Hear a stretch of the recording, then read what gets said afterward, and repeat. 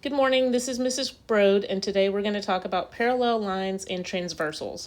So we've got quite a few definitions today. We're going to start with 3, and the first definition says where two lines cross each other at a point, and this is going to be called an intersect. So you can think about an intersection at a road. You've got two roads that would cross each other. Maybe one was going this way and another going this way, and they're going to meet in the middle. That point is called the intersect. So when it says label, sometimes they just give those points name, like we might label it point A or point B to distinguish it from another intersect. Our second definition says two lines which have no points of intersection, and these are going to be called parallel lines. You can think about a railroad track. The two tracks go side by side, but they will never meet. They will never intersect. And for short, we could just draw two lines like that to show that they're parallel. And then we've got two lines which intersect to form a right angle. And this is called perpendicular.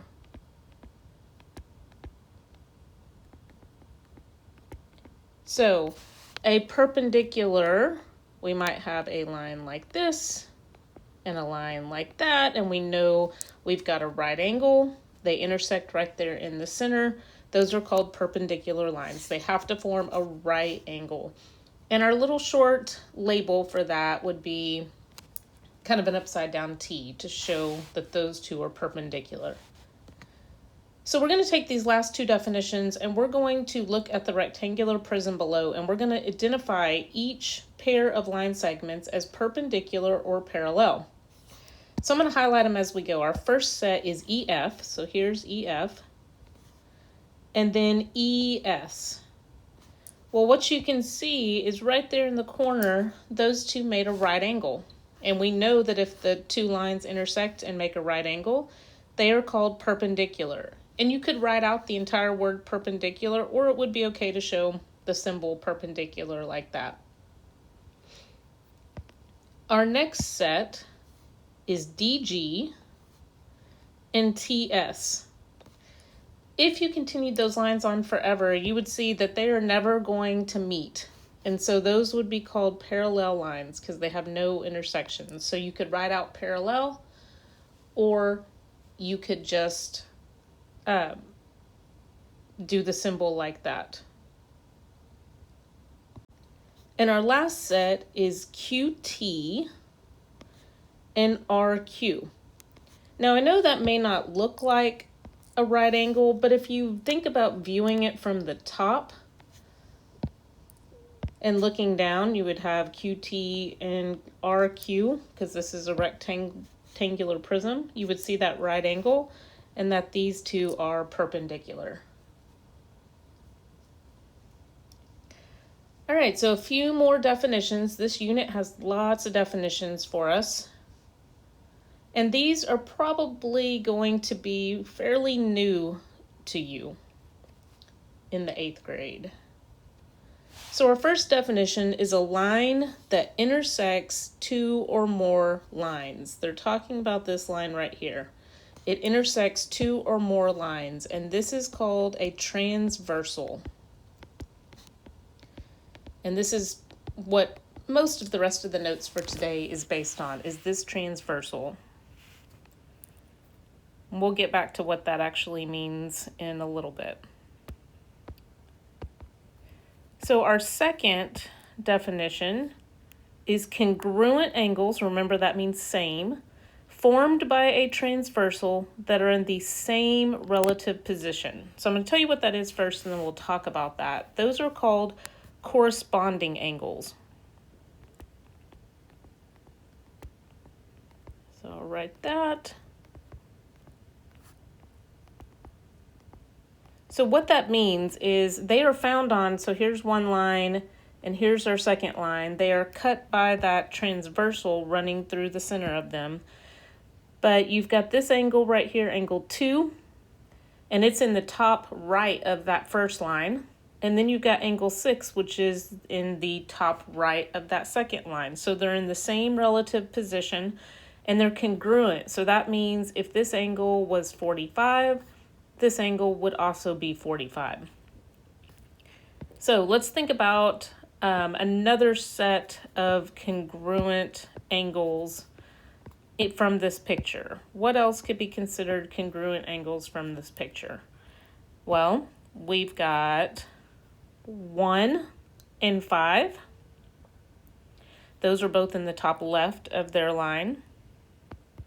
We've got 3 and 7. Those are both in the bottom left on the underside of those lines. And then we would have 4 and 8 would also be corresponding. Okay, so we will work with those a little more as we move on. So let's look at our next one.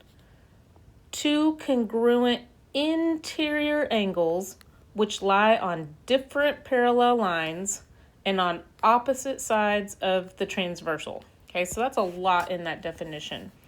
These are called alternate interior angles.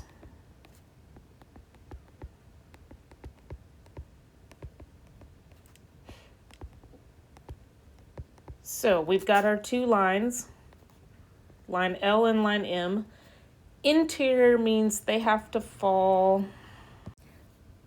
on the inside of those two lines. Those are called interior. The other thing that we saw is that they had to be on opposite sides of the transversal. So right here and right here. Now, we noticed that it also said congruent, so those two would have the same measure. So if one was 30, then the other would also be 30. Just the same, you've got this angle and this angle. Those would also be alternate interior angles, and those would equal each other. Then we've got two congruent exterior angles, opposite sides of a transversal, on different parallel lines. So if you can guess, if we've got alternate interior, these would be alternate exterior angles. So what we know about those is if we have our two parallel lines, it said they had to fall on the outside. So this is the exterior of those two parallel lines. And they had to be on opposite sides of the transversal. So those two would be congruent. So if this angle measure was 60, this one would also be 60. Okay, so those are just a few more definitions for us. So we are going to look at this picture down on the bottom right and answer a few questions about using that vocabulary. And we're actually going to use some vocabulary from the previous lesson. So question 8 says, what type of angles are angle 1 and angle 2? Well, they're side by side. They make up 180 degrees or a straight line. This was from our 7-2 notes. These would be called supplementary.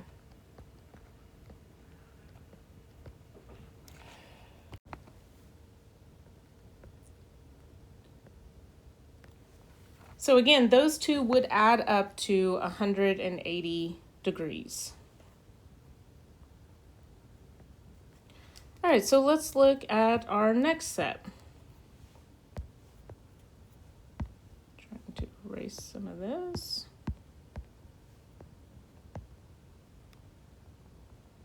Okay, so our next set is angles 2 and angle 6.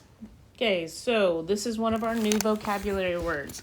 These are on different parallel lines, but they are in the same relative position, top right, top right. Those are called corresponding. And remember, they are congruent, so they would be exactly the same. So that is our second.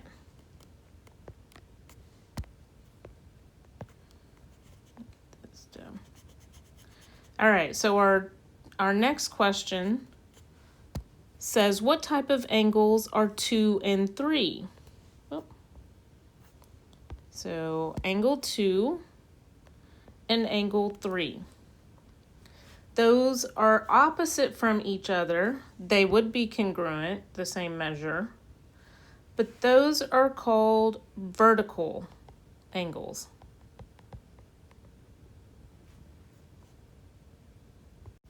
And then our last question says angle 2 and 4. You can see that those are side by side. They make up 180 degrees. Once again, those would be supplementary. They would add up to. So the hardest part about this is knowing when they add up to 180 and knowing when they are congruent and are equal to each other. But I think once you see us work a transversal problem out, you'll see that it's really actually pretty easy once you understand the pattern with these. Okay, so the first thing we want to do is read our problem. The measure of angle 4 is 38. If it wasn't already labeled for us, we do want to write that in, but we can see right there that it is 38. Find the measure of each angle. Now you don't really have to go in order, but our first one says angle 1. Well, angle 1 is directly across from it. It is a vertical angle, and remember, vertical angles are equal to each other. So if angle 4 is 38, angle 1 is 38. So then we're going to look at angle 2. Angle 2 is right next to it. It was actually one of our questions where we said that they're supplementary. So we know that those two have to add up to 180. So we may have to do a little work here. We may have to say angle 2 plus 38 equals 180, and we'll have to figure out what angle 2 is. So I'm going to work my problem, and I can see that angle 2 would be 142, because 142 degrees plus 38 degrees equals our 180. So 142. So then in our next question, it jumps all the way down here to number 8.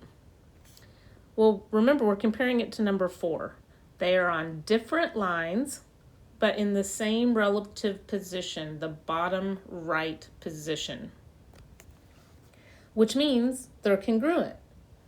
And what that means is if 1 is 38, or angle 4 is 38, then angle 8 must also be 38.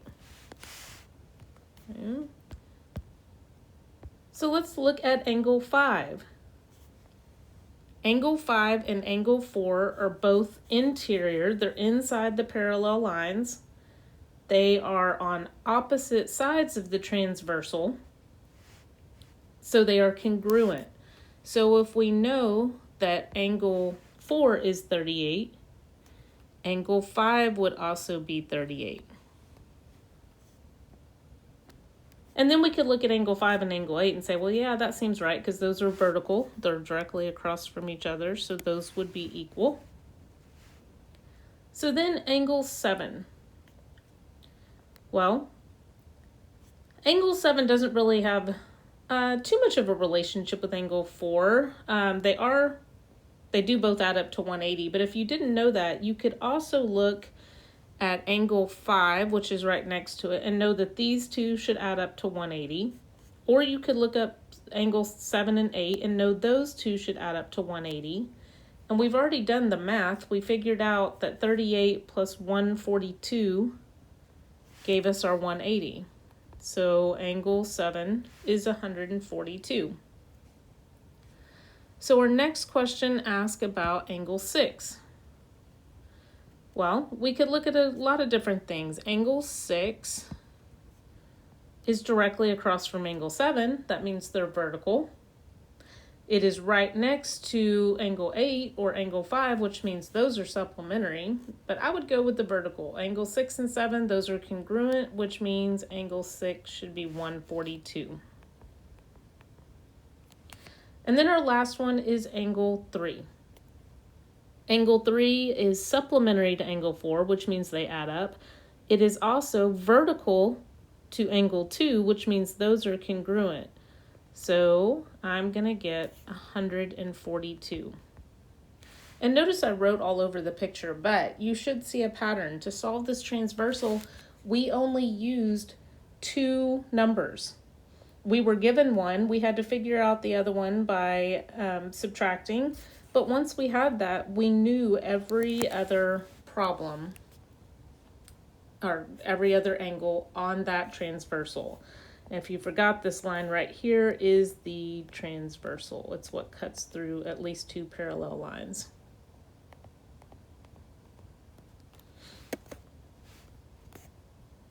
All right, so let's look at angle or question 1 down at the bottom. The symbol below is an equal sign with a slash through it. It is used to represent not equal to in math, as in 1 is not equal to 2. If angle 1 is 108 degrees, determine angle 2, assume the equal sign consists of parallel lines. So we're going to assume that this is a transversal and that angle or line 1 and line 2 are parallel to each other. So let's think about this relationship. These are both on the outside of the parallel lines. And angle 1 is on the opposite side of the transversal from angle 2. So we did have a definition for this on the first page. And these 2 angles were alternate exterior angles. And what did we learn about alternate exterior angles? Well, if we look back at that definition, we can see that those 2 would be congruent, which means they are equal to each other. So if angle 1 was 108, then angle 2 is also 108 degrees. So we really didn't have to do any math for that. So our last problem says, in the figure, line M is parallel to line N. If angle 3, that's this one, is 7x minus 10, and angle 6 is 5x plus 10, what is the measure of angle 3 and angle 6? Okay, so we have to think about this real quickly. These fall on the inside of the parallel lines, and they are on opposite sides. So these are called alternate interior angles. And if we looked back at our definition, we would know that they are equal to each other, but we don't know what the value of x is. So we have to set it up like a variables on both sides. Angle 3, which is 7x minus 10, is equal to angle 6, which is 5x plus 10. And now we need to solve. I'm going to move the 5x over by subtracting. So I get 2x minus 10 equals 10. I am going to add 10 to both sides. So I'm going to get 2x equals 20. And I'm going to divide by 2. So I get x equals 10. That is not my answer though. Now I need to plug 10 in for x for each problem. So 7 times 10 is 70, minus 10 makes angle 3 60 degrees. If we're right, we should get that same answer over here. 5 times 10 is 50, plus 10 equals 60 degrees. So angle 3 and angle 6 both equal 60 degrees, which is, they should, because they're congruent.